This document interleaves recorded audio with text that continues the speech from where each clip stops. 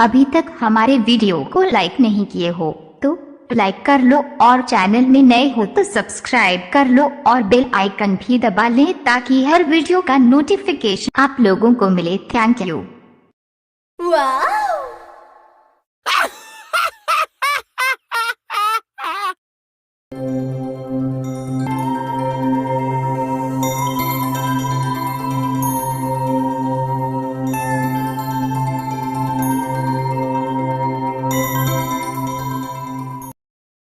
गांव की बहन में फूलमती काकी, अंजलि दीदी के लिए शहर से फोन आया है, जल्दी से भेजो दुकान पे नहीं तो फोन कट जाएगा।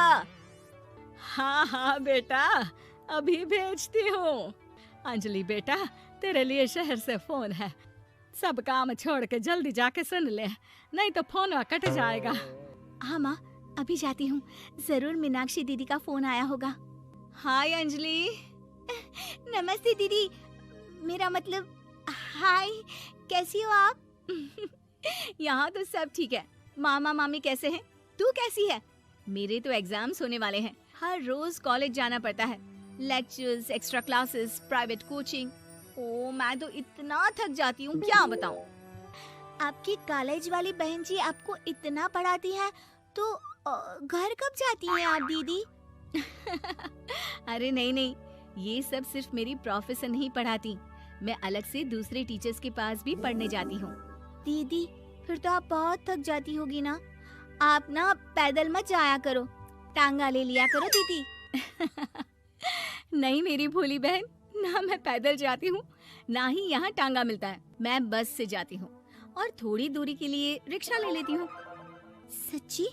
वहाँ पर टांगे नहीं बस चलती है? वाह, वो भी हर रोज? हमारे गांव में भी बस आती है, दिन में 2 बार।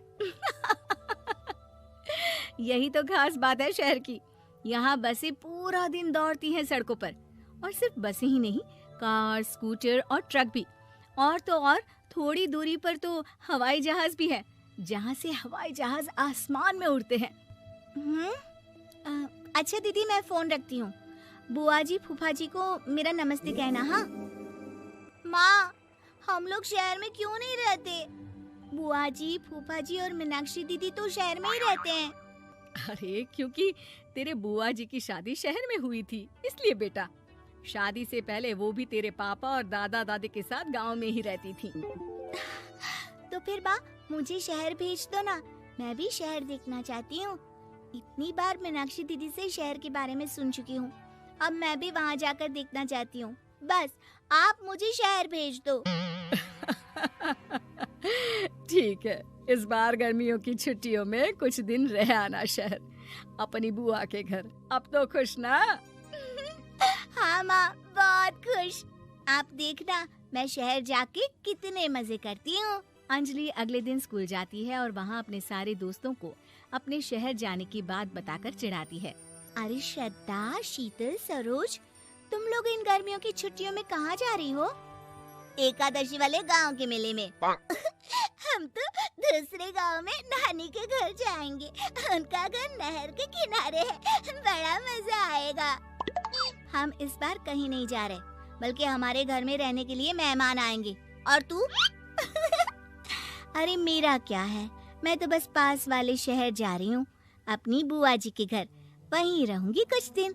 तुम लोग चिंता मत करना, मैं चिट्ठी लिखूंगी तुम सबको वहाँ से। पापा मुझे तो चक्कर आ रहे हैं, जी घबरा रहा है। बेटा शहर आने की जिद भी तो तूने ही की थी, अब पहली बार बस में चढ़ी है तो यही होना था, भुगतो अब। अरे मामा जी, अंजलि, आप लोग आने से पहले बता तो देते, मैं लेने आ जाती बस स्टैंड तक। आओ आओ भैया, आओ बेटी अंजलि। माँ बुआ जी कैसे हैं वहाँ, और भाभी कैसी हैं? सब ठीक है, बस अंजलि जिद कर रही थी कुछ दिन आप लोगों के साथ रहने की, सो छोड़ने आ गया। दीदी आप मुझे शहर घुमाने ले जाओ ना, मुझे भी शहर देखना है। हाँ हाँ चल, तैयार हो जा जल्दी से। अंजलि तैयार होने जाती है और कुछ देर बाद जब बाहर आती है तो अरे ये क्या कर दिया तूने, मार्केट तक ही तो जाना है, इतनी डार्क रेड लिपस्टिक, इतने बड़े बड़े झुमके और चूड़ियां और चेहरे पर इतना सारा पाउडर। मेरी बहन, ऐसे नहीं चलेगा, जा और ये सब हटा के आ। अरे कैसे, क्यों? मैंने शहर आने के लिए इतनी मेहनत से ये सब इकट्ठा किया था। और वैसे भी मैंने देखा है मोहल्ले की राधा काकी के टीवी पर एक फिल्म चल रही थी, उसमें हीरोइनें ना ऐसे ही तैयार होकर जाती है घूमने।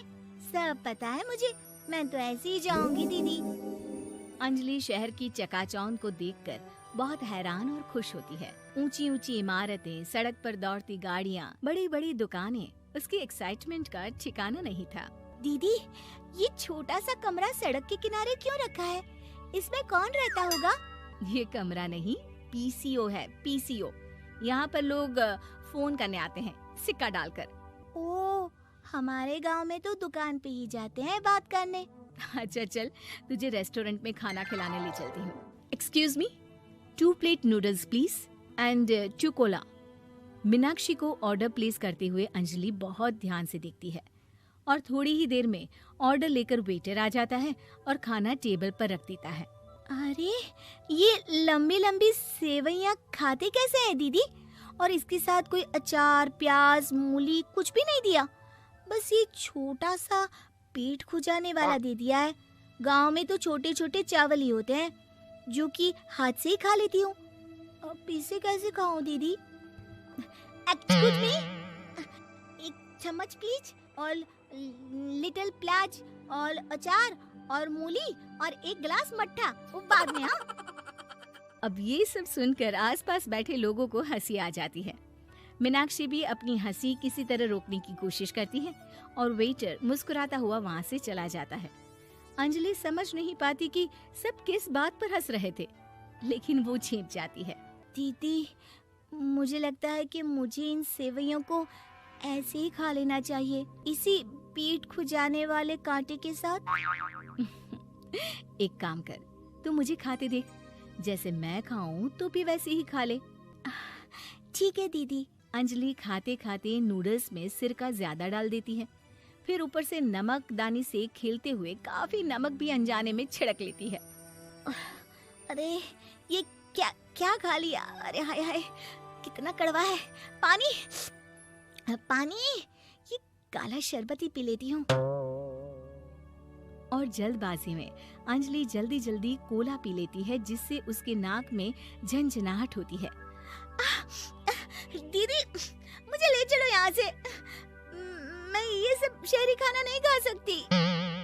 अब शर्म के मारे मीनाक्षी अपनी बहन को वापस घर ले जाती है और कहती है कि देख अंजलि, माना कि शहर और गांव एक दूसरे से बहुत अलग है, लेकिन इसका मतलब ये नहीं कि हमेशा शहर ही बेहतर हो और उस वजह से हमें वो सब करना पड़े जो हम नहीं कर सकते।